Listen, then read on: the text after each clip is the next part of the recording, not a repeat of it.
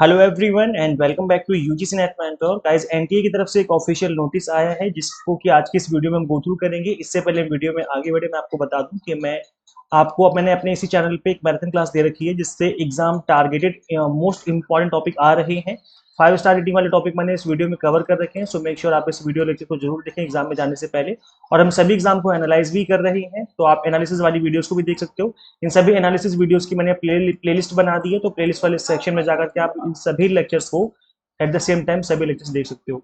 तो गाइस देखिए, UGC net की ऑफिशियल वेबसाइट पे जो ये वाला नोटिस आपको दिख जाएगा, ये नोटिस आज ही इशू किया गया है 27 अगस्त को। एनटीए का कहना है कि जो एक एग्जाम है उसको कैंसिल कर दिया गया है। वो कौन सा एग्जाम है? UGC NET June 2024 rescheduled examination scheduled at Shankara group of institution SP41 RIICO industrial area Kukas national highway 1C Kukas Jaipur Rajasthan की बात है ये, आप देख सकते हो यहाँ पर। तो ये 27 अगस्त के शिफ्ट 1 का पेपर है जिसको कि यहाँ पर कैंसिल कर दिया गया है। आप सभी के सामने ऑफिशियल अपडेट में दे रहा हूँ, आप सभी के लिए ऑफिशियल अपडेट है एनटीए की तरफ से कि 27 अगस्त को फर्स्ट शिफ्ट में एग्जाम को कैंसिल किया गया है, जो कि इस सेंटर पे था। ये सेंटर का नाम लिखा हुआ है, ओनली इसी सेंटर का एग्जाम कैंसिल हुआ है, बाकी किसी का भी एग्जाम कैंसिल नहीं हुआ है। और अभी जो अपकमिंग एग्जाम है जो कि होने वाले हैं वो भी टाइम से शेड्यूल्ड वे में कराए जाएंगे।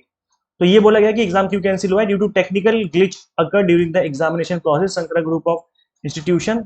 जो यहाँ पर एग्जाम था आज, so examination scheduled on 27 August shift 1 in CBT mode could not be conducted. ये कंडक्ट नहीं हो सका ड्यू टू टेक्निकल ग्लिच। अब आप लोग ये देख सकते हो कि प्रॉब्लम ही प्रॉब्लम है। एक तो एग्जाम हुआ पहले, फिर कैंसिल हुआ, कैंसिल करके फिर से री एग्जाम करवाया गया। अब जब री एग्जाम हो रहा है वो भी, इससे पहले भी एक एग्जाम जो है आपका कैंसिल हुआ था, वो शायद एमपी की किसी सेंटर की बात है। अब जो एग्जाम कैंसिल हुआ है वो जयपुर की किसी सेंटर की बात है। तो री एग्जाम भी प्रॉपर तरीके से कंडक्ट नहीं हो पा रहे हैं। अब ये यहाँ पर जो मेन प्रॉब्लम है वो है इंफ्रास्ट्रक्चर की। अब यहाँ पर प्रॉपर उस लेवल का इंफ्रास्ट्रक्चर नहीं है जहाँ पर लाखों की तादाद में बच्चों को एक साथ एग्जाम कंडक्ट करवाया जा सके। देखो कितनी बड़ी बड़ी बातें की जाती है नेशनल एजुकेशन पॉलिसी में कि हम ये कर देंगे, हम वो कर देंगे, ये पॉलिसी आएंगी, वो पॉलिसी आएंगी। और जब बात आती है ग्राउंड लेवल पे तो यूजीसी का फंड कट डाउन कर दिया। अब देखो बजट अभी जो आया था जुलाई के मंथ में, सेंट्रल गवर्नमेंट ने यूजीसी का फंड कट डाउन कर दिया है, जबकि फंड बढ़ाना चाहिए क्योंकि इनको एनईपी लागू करनी है। फंड बढ़ाने की जगह फंड जो है कट डाउन किया जा रहा है। तो ये एक मेन प्रॉब्लम है जिसकी वजह से इंफ्रास्ट्रक्चर उस लेवल का डेवलप नहीं हो पाएगा। ना अभी है हमारे पास इंफ्रास्ट्रक्चर और ना ही फ्यूचर में उस लेवल का डेवलप होने की कोई उम्मीद है, क्योंकि फंड कट डाउन किया जा रहा है।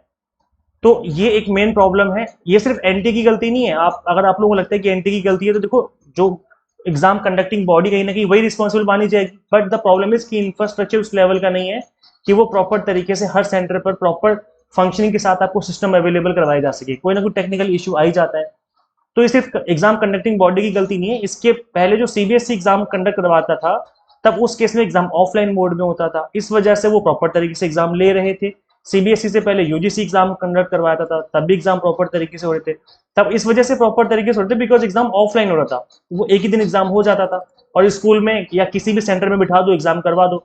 लेकिन अब ऑनलाइन एग्जाम है तो ऐसे में सिस्टम की रिक्वायरमेंट, आपको प्रॉपर कंप्यूटर चाहिए, आपको प्रॉपर इंटरनेट चाहिए, प्रॉपर लाइटिंग चाहिए, वहां पर लाइट आनी चाहिए प्रॉपर तरीके से, सर्वर काम करते रहने चाहिए। तो बहुत सारी चीजों की रिक्वायरमेंट बढ़ गई है। तो देखो गाइज, अब ऑफलाइन मोड में जाना, कहते हैं कि ऑफलाइन मोड में जाना एक सोल्यूशन है, ऑफलाइन में करवाओ। तो अभी ऑफलाइन एग्जाम भी हमारा कैंसिल हुआ था, क्यों? क्योंकि पेपर लीक हो गया था। तो ये भी प्रॉब्लम आती है ऑफलाइन एग्जाम में। और भी प्रॉब्लम है बहुत सारी, पेपर प्रिंटिंग से लेकर के लाखों की तादाद में जब पेपर प्रिंट किए जाएंगे तो फिर क्या होगा? पेड़ों की कटिंग होती है जो कि अच्छी बात नहीं है। तो एक उस चीज से बचने के लिए, ग्रीनरी मेंटेन करने के लिए, I mean green digital form में आने के लिए, हमने डिजिटल इंडिया कैंपेन आपने देखा होगा लॉन्च किया गया कि अब इंडिया में डिजिटलाइजेशन आएगा।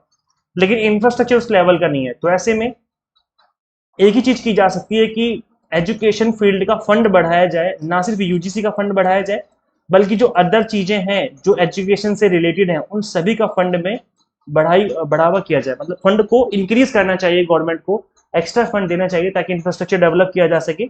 एनईपी 2020 लागू हो जाएगी और कुछ चीजें हो गई लागू, कुछ चीजें लागू होने वाली हैं और उन सभी चीजों में इंफ्रास्ट्रक्चर की रिक्वायरमेंट होगी ही होगी। 100% रिक्वायरमेंट होगी। ना सिर्फ एक्स्ट्रा टीचर की रिक्वायरमेंट होगी बल्कि हर कॉलेज, हर यूनिवर्सिटी में एक्स्ट्रा रूम्स की रिक्वायरमेंट होगी, उस लेवल के रूम्स भी चाहिए। तो इसलिए गवर्नमेंट को इस चीज को समझना चाहिए और फंड को इंक्रीज करना चाहिए बजट में। तो गाइस देखो, ये सभी प्रॉब्लम जो इंडिया में देखने को मिल रही है, हर चीज का बजट बढ़ाया जाता है। आप देखेंगे हर इतने बड़े बड़े मिनिस्टर ऑफ पार्लियामेंट हैं, एमएलए हैं, अलग अलग फील्ड में इतने बड़े बड़े नेता हैं, आप देखिए इनकी सैलरी कितनी लाखों में होती है सैलरी, अलग से इतने सारे अलाउंसेस दिए जाते हैं ये सैलरी 1 लाख सैलरी बहुत है, 1 लाख 1.5 लाख सैलरी बहुत है, 2-2 लाख 5-5 लाख सैलरी है।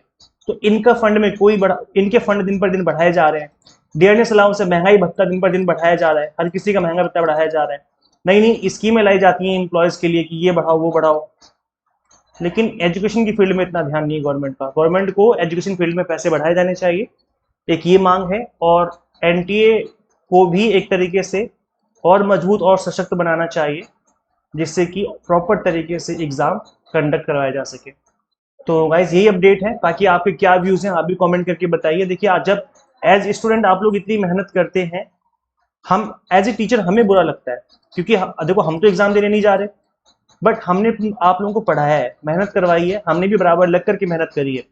तो जब हम 6 महीने लगातार मेहनत करते हैं, उसके बाद जब देखते हैं कि एग्जाम कैंसिल हो गया और दोबारा से एग्जाम करवाया गया, फिर से कैंसिल हो गया, तो सोचो क्या बीतती है। ना सिर्फ टीचर को बुरा लगता है, बल्कि एज स्टूडेंट आपको भी बहुत ज्यादा बुरा लगता होगा, क्योंकि प्रॉपर मेहनत तो आप ही कर रहे हो। आप तो 12-12 घंटे, 14-14 घंटे, 16-16 घंटे मेहनत करते हैं, जो स्टूडेंट्स सीरियस होते हैं इस एग्जाम को लेकर कि जेआरएफ क्रैक करना है हमें।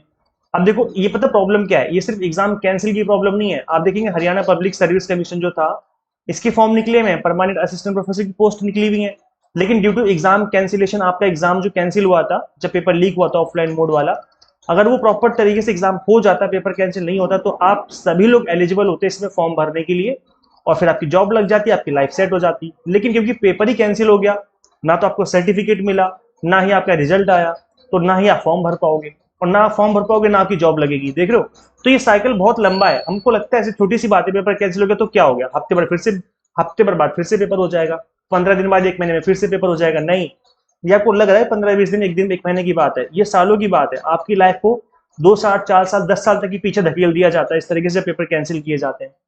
तो ये एक बहुत ही डीप थॉट की बात है, गहन सोच की बात है, इसकी समीक्षा करनी चाहिए, ना सिर्फ स्टूडेंट्स टीचर्स को, बल्कि गवर्नमेंट को भी इस चीज के बारे में सोचना चाहिए। एजुकेशन मिनिस्ट्री को इस चीज को लेकर के सीरियस होकर के सोचना चाहिए कि क्या किया जाए और किस तरीके से हम अपने इंडिया में, अपने देश में इंफ्रास्ट्रक्चर को डेवलप कर सकते हैं, ताकि ना सिर्फ यूजीसी नेट एग्जाम बल्कि कोई भी एग्जाम अगर कंडक्ट करवाया जाए तो स्मूथली हो जाए, कोई प्रॉब्लम ना आए उसमें।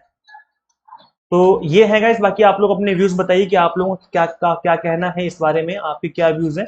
एनटीए ने डिसाइड किया कि इस एग्जाम को रिकंडक्ट करेंगे, और इसकी जो डेट है, टाइम जो है, वो फ्यूचर में बताया जाएगा, ऐसा लिखा हुआ है। तो उसके रिगार्डिंग एक नया नोटिस आएगा, तो जब नोटिस आएगा तो मैं बता दूंगा कि नोटिस आ चुका है और आपका एग्जाम कब होगा। सो मेक श्योर आप चैनल को सब्सक्राइब जरूर कर लें, ताकि कोई भी अपडेट आए फ्यूचर में तो उससे रिलेटेड अपडेट आपको मिल जाए, और आपका जो एग्जाम है उसके अकॉर्डिंग फिर आप एग्जाम दे पाए। सो गाइज इस वीडियो में इतना ही, मिलते हैं फिर नेक्स्ट वीडियो में। Till then keep watching UGC NET mentor. Thank you so much.